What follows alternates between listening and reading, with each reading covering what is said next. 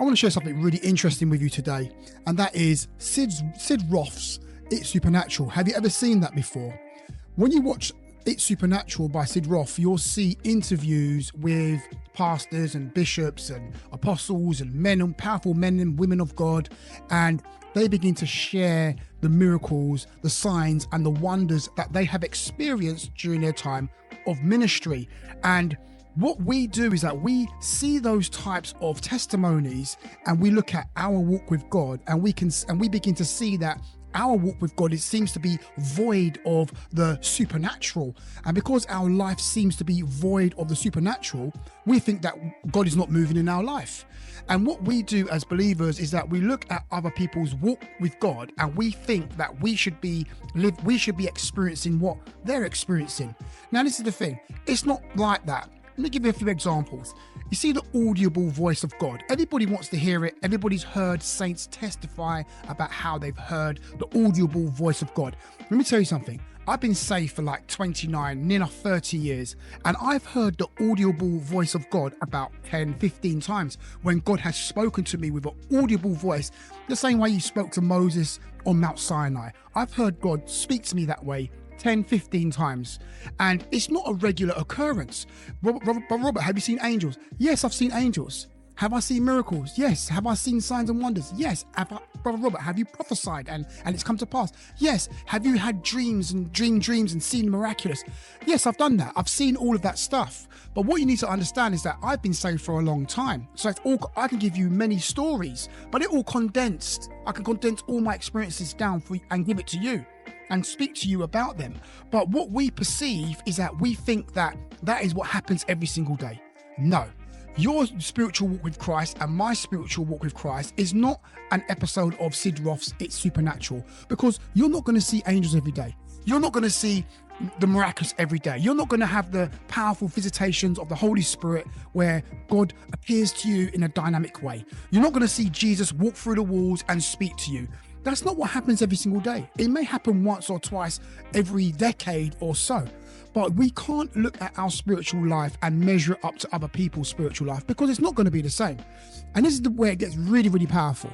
If we look at the ancient prophets from the Old Testament, and I've been reading the book of Ezekiel recently, and in the book of Ezekiel is a powerful Old Testament prophet with a lot of powerful prophecies contained within his book that he wrote. But let me tell you something, it's over a large period of time. He didn't prophesy every day. He didn't get a word from God every day. There's gaps of years in between prophecies. And it's the same with Isaiah, Jeremiah. There's gaps between the prophecies. But what we think that Ezekiel, Jeremiah, Zechariah, and Samuel was prophesying every day on point. No, they weren't. We think that Elijah was prophesying every day, signs, wonders, miracles.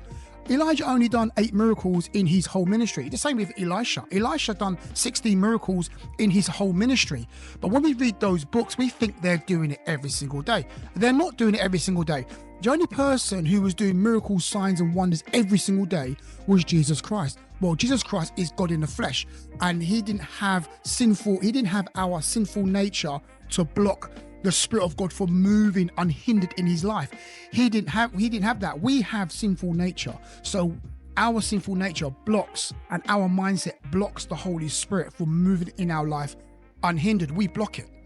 But with Christ he was perfect in every way. So the Spirit of God could flow through his life unhindered every single day. And we see that throughout the Gospels. But for you and for me and for the Old Testament prophets, it's not so.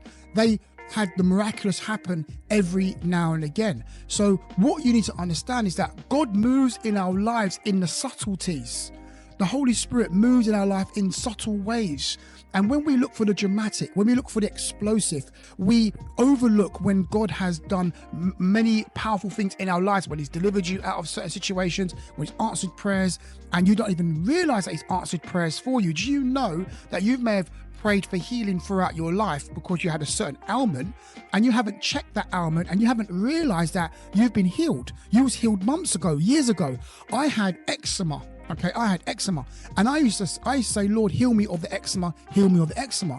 And you know what? It took me 3 years before I identified that I haven't got eczema anymore. The eczema's disappeared. I don't even know when it disappeared. Why? Because I was more interested looking on the visitation of angels appearing with wings and flying through my bedroom. I was more looking for that than the subtle moves of God in the quietness. And I missed a miraculous thing that God done for me by healing my eczema years before I even realized that he did it. So in our life, we've got to look for God in our life, and you'll see him moving in a subtlety. You'll see that, your finance, the way you live, your lifestyle, it seems to be on a certain level, a higher level than your work colleagues. You have a little bit more money than your work colleagues. You have more time to spend with your family than your friends that are at work, your friends that are at college and university. You find things easier. People struggle to do they're finding it hard to do a certain degree, certain coursework they're struggling with, but you're not struggling with it. See, these are the subtleties of God when he moves in our life. He moves in our life in the quiet. And if you don't pay attention, you're going to miss the powerful things that God does for you. See, let me give you an example. See, when I was working, this is years ago when I was working. I remember I was working I was a transport supervisor, and I realized that all of my work colleagues had to work overtime. They were working their normal 40 hours a week plus an extra 20 hours of overtime, and that's what they used to do every single week. And my supervisor came up to me and said, Rob, I've noticed that you don't do overtime. And I said, I don't do overtime. I do home time. I don't do overtime. So what was happening is that where my work colleagues had to work extra hours, I didn't. My life was at a certain level where I can spend time with my family, friends, and I had money to look after my family, money to pay for my bills, money to live on, and I didn't have to work 60 hours a week. I only had to work 38 hours a week. So that was God moving in the quiet, in the subtlety. And when I began to look at it, I realized that God has given me an abundant life in an area, and my lifestyle was higher than those of my work colleagues that were round about me. This is when God moves in the quiet. You don't realize it. That's the reason why we need to be sitting on the end of our beds at night, contemplating, looking at our lives and saying, hold on, did God move in our life? Has God been moving in my life in the quiet? Lord, have you been moving in my life? Where? Because I've been looking for angels, I've been looking for signs, wonders, miracles, and prophecies. Lord, but I know you've been moving in the still quiet voice. Lord, where have you been moving? What prayers have you answered? I've been praying for certain things I may have forgotten, but Lord, I know you've answered them. Reveal to me the prayers that you've answered. Reveal to me where you're moving in my life so I can see it. And then that's what we need to do. And you'll see God moving in the miraculous in every area in your life. So, like I said, the believer's life is not all about the audible voice of God, the explosive visitation of the Holy Spirit, seeing angels and seeing demons on people's heads. That's not what the believer's walk of faith is like.